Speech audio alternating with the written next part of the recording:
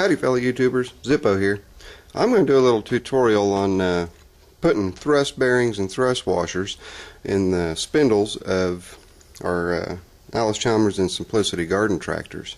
The little piece of paper you see showing there is giving you the quantities and the numbers. It's a NTA 1220 needle bearing, quantity of 2, a TRB 1220 thrust race, quantity of 2, then TRA 1220, quantity of 4. Difference in the TRB 1220 and the TRA 1220 is the TRA 1220 is a 30 thousandths thrust washer. The TRB 1220 is a 60 thousandths thrust washer, and I'll show you where they all go and how to put them all together and what you need to do to get the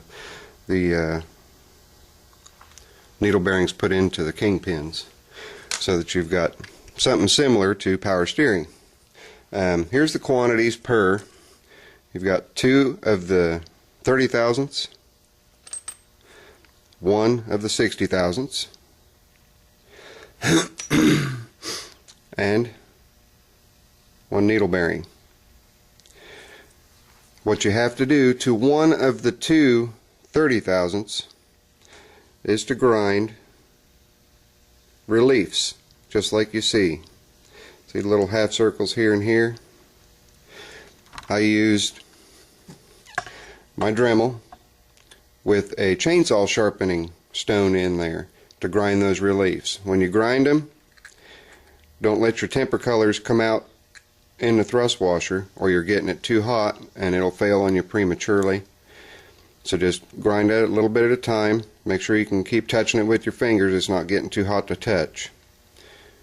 Then after you get your shallow ground out, tilt the stone in either direction to break your burr on either side so that it won't interfere with the needle bearing and get metal shavings in there. Now, that's it for telling you about what you need.